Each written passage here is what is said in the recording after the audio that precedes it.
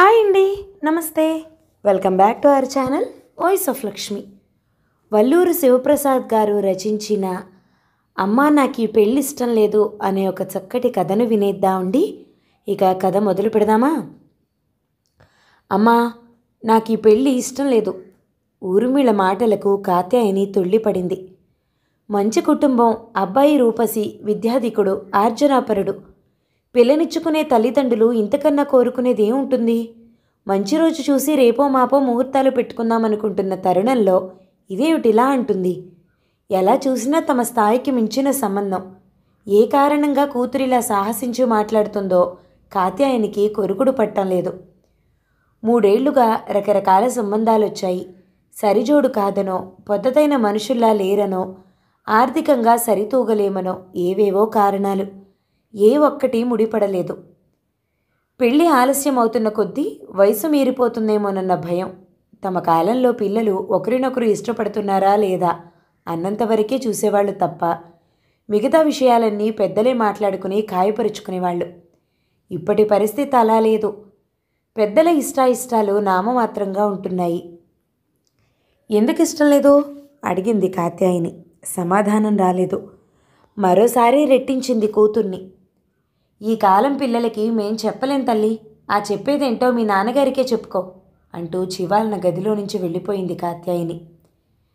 పెళ్లి వేడుకల్లో ఇచ్చిపుచ్చుకోవడాల వంటి ఆర్థిక సంబంధాల విషయాల్లో పిల్లలకి ప్రమేయం లేనట్టు పెద్దలు వ్యవహరించడం సబబేనా?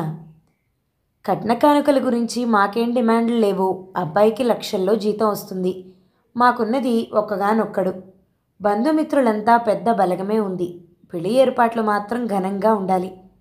అతిథి మర్యాదలకు లోటు రాకుండా చూసుకుంటే చాలు అన్న మగపెళ్లి వారి మాటలు తన దాకా చేరాయి. ఆ మాటలు వాళ్ళంటే తమ వాళ్లకు మరింత గౌరవాన్ని కలిగించినట్లు ఊర్మిళ గ్రహించింది.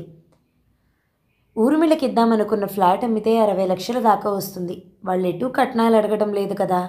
వచ్చిన డబ్బుతో ఘనంగా పెళ్లి జరిపించేసి మిగిలిందేదో బంగారం కొని పిల్ల వంటి మీద పెడితే సరిపోతుంది అంటూ సులువుగా సమస్యను తేల్చేశాడు తండ్రి. ఆ ప్రస్తావన వింటూనే తన మనసులో ఒక్కసారిగా రేణుకక్క మెదిలింది. పెద్దమ్మ కూతురు రేణుక అంటే ఊర్మిళకు ఎంతో ప్రాణం. ఇద్దరి మధ్య వయసు అంతరం 7 ఏళ్లున్నా ఆ అంతరం స్నేహానికి అవరోధం కాలేదు. తోడబుట్టిన వాళ్లలా కలిసిమెలిసి ఉండేవాళ్లు. ఇద్దరి మధ్య ఎలాంటి అరమరికలు లేని ఆత్మీయ సంబంధాలు ఇప్పటికీ కొనసాగుతూనే ఉన్నాయి. ఈ పెళ్లి సంబంధం గురించి తను చెప్పగానే రేణుక చాలా ఆనందపడింది.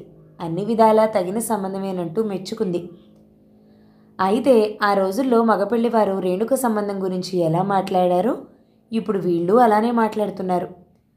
ఆర్థికంగా బాగా కలిగిన కుటుంబం, కోడలు చక్కని చుక్క కావాలని కోరుకున్నట్లే రేణుక ఉండటంతో పైసా కట్నం అక్కర్లేదన్నారని, పెళ్లి మాత్రం తమ స్థాయికి తగ్గట్టు ఘనంగా జరిపించమన్నారని ఊరంతా విశేషంగా చెప్పుకున్నారు.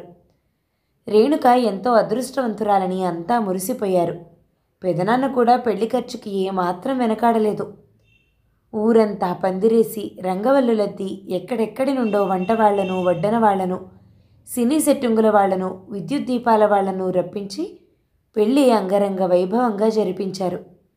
తెలిసినంతలో ఆ రోజుల్లో అంత గొప్పగా జరిగిన పెళ్లి మరొకటి లేదన్నట్లు కథలు కథలుగా చెప్పుకున్నారు. తను అలాగే అనుకుంది. పెళ్లి ఖర్చుల కోసం రేణుకకు పసుపు కుంకుమల కింద ఇద్దామనుకున్న 2 ఎకరాల మామిడి తోట అమ్మేశారు. పెళ్ళైన 2 ఏళ్ల తర్వాత 12 బిడ్డకు తల్లయింది రేణుక. మధ్యలో ఒకసారి బంధువుల పెళ్లిలో కలవటమే.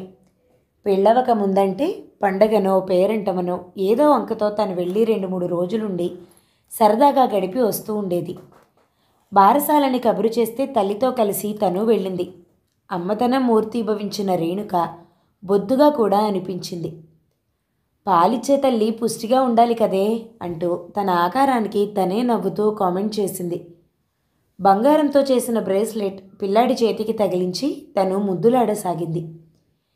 ఏం ఉద్యోగం చేసి సంపాదించి తెచ్చావు ఊర్మిళ అంటూ హాస్యమాడింది. ఈ మాత్రానికి ఉద్యోగమే చెయ్యాలంటావేంటక్కా? ఇప్పుడంటే తల్లి చాటు పిల్లవి. రేపు ఒక ఇంటి కోడలివయ్యాక తెలుస్తుంది మన ఇష్టాలకు ఉన్న హద్దులేంటో అన్న రేణుక మాటల వెనుక ఏదో నిగూఢార్థం ఉందేమోనన్న అనుమానం కలిగింది. ఆ తర్వాత కొద్ది నెలలకే రేణుక తమ్ముడు పాండుకి పెళ్లి కుదిరింది. రేణుక పిల్లాన్ని తీసుకుని వారం రోజుల ముందే వచ్చింది. తను 2 రోజుల ముందే పెళ్లికి వెళ్ళింది. రేణుక ముఖంలో ఏదో దిగులు, ఒకప్పటి చురుకుదనం ఇవేవీ కనిపించలేదు. ఒంట్లో బాగుండలేదేమో అనుకుంది. పెళ్లికి రేణుక భర్త, అత్తింటి వారు ఒక్కరూ రాకపోవడంతో చాటుమాటుగా నలుగురు గుసగుసలాడుకున్నారు. అక్కా, బావగారు రాలేదేంటి? ఉండబట్టలేక అడిగేసింది తను. ఏం చెప్పనే, రకరకాల బిజినెస్లు, టూర్లు, బిజీ బిజీ, కట్టేసి తీసుకురాలేంగా అంటూ ముఖాన నవ్వు పులుముకుంది. పెళ్ళయ్యాక కూడా 7-8 నెలలు రేణుక పుట్టింట్లోనే ఉండిపోయిందని తెలిసి రకరకాల అనుమానాలు పొడచూపాయి. భార్యాభర్తలు ఏదో గొడవ పడ్డారన్న విషయం చూచాయిగా బయటకు పొక్కింది. ఊర్మిళ, బొట్టు, కాటుక, పౌడరు, పెర్ఫ్యూమ్సు, నాప్కిన్సు, ఇలా మన ఆడవాళ్లకు ఏవేవో వస్తువులు కావాలి. అన్నిటికీ భర్త మీద ఆధారపడే దుస్థితి ఉండకూడదు. అతని స్థితిగతులతో సంబంధం లేకుండా మనకంటూ ఒక ఆర్థికపరమైన సపోర్ట్ ఉండాల్సిందే. అది ఉద్యోగం కావచ్చు, ఆస్తి కావచ్చు. అంతేకాని ప్రతి చిన్న అవసరానికి భర్త దగ్గర చెయ్యి చాపాల్సి వస్తే విలువ ఉండదు, చులకనగా చూస్తారు. అందరు భర్తలు అలా ఉండకపోవచ్చు, కానీ కొందరైనా ఉంటారు. ఆ కొందరిలో మనం ఉండం అన్న గ్యారంటీ ఏమిటి? మా వాళ్ళు నా పెళ్ళి ఎంతో ఘనంగా చేసి పంపిస్తున్నామని సంబరపడ్డారే కానీ ఒట్టి చేతులతో నన్ను అప్పగింతలు పెడుతున్నామన్న స్పృహ లేకపోయింది. రేణుక మాటల్ని బట్టి వాళ్ల మధ్య మనస్పర్ధలకు కారణం కొంతవరకు తను గ్రహించగలిగింది. ఎలాంటి సంధి ప్రయత్నాలు జరిగాయో తెలీదు, కానీ ఆ తర్వాత కొద్ది రోజులకే రేణుక అత్తారింటికి వెళ్ళిపోయినట్లు తెలిసి సమస్య పరిష్కారమైనందుకు సంతోషించింది. ఏం లేదురా, పాండు పెళ్ళికి డైమండ్ రింగ్ ప్రజెంట్ చేస్తానందట రేణుక. నీ ముచ్చట కోసం నేనెందుకు డబ్బివ్వాలి, మీ వాళ్ళనే అడిగి తీసుకోమంటూ అబ్బాయి నిష్ఠూరం ఆడాడట. దాంతో మీ అక్కకు మనసు నొచ్చుకుంది అంటూ ఒకరోజు పెద్దమ్మ అసలు గొడవకు కారణమేమిటో చెప్పేసింది. అయితే రేణుక మనసు కష్టపెట్టుకోవడానికి ఆ ఒక్కటే కారణం కాకపోవచ్చని, అంతకు పూర్వం అలాంటివి మరికొన్ని జరిగుండొచ్చని తను అనుకుంది.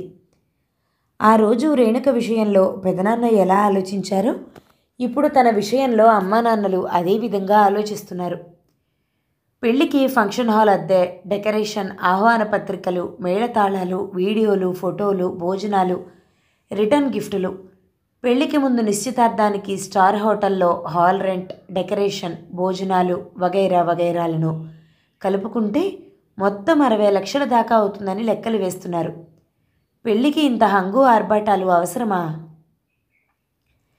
ఏంటమ్మా, ఈ పెళ్ళి ఇష్టం లేదంటున్నావంట? తండ్రి మాటలకు ఊర్మిళ ఆలోచనలు చెదిరిపోయాయి. అవును నాన్న. ముందు నచ్చాడన్నావు? అవును, నచ్చాడనే అన్నాను. ఇంతలోనే ఏమైందమ్మా? నువ్వు సరేనన్నాకనే కదా ఖాయం చేసుకుంది.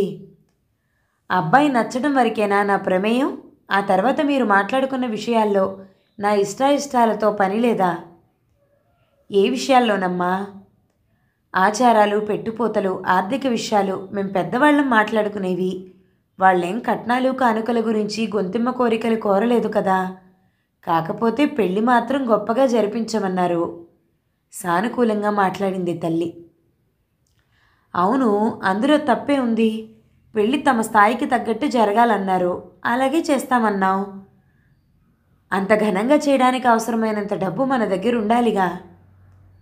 నిజమే, లేదు. నీ పెళ్లి ఖర్చుల కోసం దాచిపెట్టింది పెళ్ళి సింపుల్గా జరిపించడానికి సరిపోతుంది. అందుకని నీకిద్దామనుకున్న అపార్ట్మెంట్ అమ్మి వచ్చే డబ్బుతో వాళ్ళు అడిగినట్టు ఘనంగా చేద్దాం అనుకుంటున్నాం. నాకంటూ ఏమీ ఆస్తి ఉండక్కర్లేదు అనుకున్నారా? నీకిస్తేనేమో, నీ పెళ్లి కోసం ఖర్చు పెడితేనేమో. రేపు పెళ్ళయ్యాక వాళ్లకున్న ఆస్తిపాస్తులన్నీ మీ భార్యాభర్తలేగా అనుభవించేది. అలా అని నా పేర చిల్లిగా ఆస్తి లేకుండా నన్ను బికారిదాన్ని చేస్తారా? అదే అపార్ట్మెంట్ నాకుంటే దాని మీద నెల నెలా వచ్చే అద్దె నా ఆదాయంగా నా అక్కరకుంటుంది. ప్రతి చిన్న అవసరానికి చేయి చాచి భర్తను అడుక్కోవాల్సిన పరిస్థితి ఉండదు. మీ అమ్మ నేను నీది నాది అనుకుంటూ ఇంతకాలం బ్రతకలేదమ్మా. వచ్చే ఆదాయానికి తగ్గట్టు ఏ లోటు లేకుండా సర్దుకుంటూ బతికాం. భార్యాభర్తల మధ్య అడుక్కోవడం అన్న భావనే సరికాదు. మీ కాలము, మీ అవసరాలు, మీ ఆలోచనలు వేరు నాన్న. నా చదువుకు తగ్గ ఉద్యోగం రానువచ్చు, రాకపోను వచ్చు. వచ్చిన కుటుంబ బాధ్యతల మధ్య చేయలేకపోను వచ్చు. ఏది ఏమైనా నాదంటూ నాకొక ఆసరా ఉండాలి. నిక్కచ్చిగా మాట్లాడింది ఊర్మిళ. అపార్ట్మెంట్ అమ్మకుండా ఆస్తిగా నీకిచ్చి పెళ్ళి ఘనంగా చేయాలంటే అప్పు చేయాలి. ఈ వయసులో మేం తలకు మించిన అప్పులు చేయలేం కదా. నిజానికి ఇది మన స్థాయికి రావలసిన సంబంధం కాదు. నీ భవిష్యత్తు బాగుండాలనే మా ఆశంతా. కాళ్ళదాకా వచ్చిన అదృష్టాన్ని కాలదనుకోవద్దు బతిమాలుతున్నట్లుగా అన్నాడు తండ్రి. నాన్న, అంతగా మన సంబంధాన్ని ఇష్టపడుతున్న వాళ్ళు మన స్థితిగతుల్ని చూడాలి. అంగరంగ వైభవంగా పెళ్లి జరిపించాలన్న ముచ్చట వాళ్ళది. ఆ ఏర్పాట్లేవో వాళ్ళని చేసుకోమనండి. అదే మాటే, పెళ్లి చేయాల్సిన బాధ్యత ఆడపిల్లి వారిది. తల్లి కలుగు చేసుకుంది. అలా అయితే మన స్థాయికి తగ్గట్టు మనం జరిపిస్తాం. అందుకు వాళ్ళు ఇష్టపడాలి. లేదంటే తమ స్తోమతకు తగ్గట్టు వాళ్లే జరిపించుకోవాలి. అంతేకాని మనం పెళ్ళి ఎలా జరిపించాలో వాళ్ళు చెప్తే ఎలా? ఏది ఏమైనా ఫ్లాట్ అమ్మి పెళ్లి చేయడానికి నేను ఒప్పుకోను. మా తాహతుకు మించి ఘనంగా ఏర్పాట్లు చేయలేమని స్పష్టంగా చెప్పేయండి. వాళ్ళు సరేనంటే ముందుకెళదాం. లేదంటే మనకు తగ్గ మరో సంబంధం చూసుకుందాం. ఇంతకన్నా తను చెప్పాల్సిందేమీ లేదన్నట్టు ఊర్మిళ తన గదిలోకి వెళ్ళిపోయింది. కూతురి మాటలకు భార్యాభర్తలిద్దరూ ముఖాముఖాలు చూసుకుంటూ స్థాణువుల్లా నిలిచుండిపోయారు. కథ సమాప్తం. ఈ కథ గనక మీకు నచ్చినట్లయితే లైక్ చేయండి, షేర్ చేయండి, మంచి కామెంట్ చేయండి. మన ఛానల్ని తప్పకుండా సబ్స్క్రైబ్ చేయండి. Thank you so much for watching. నమస్తే.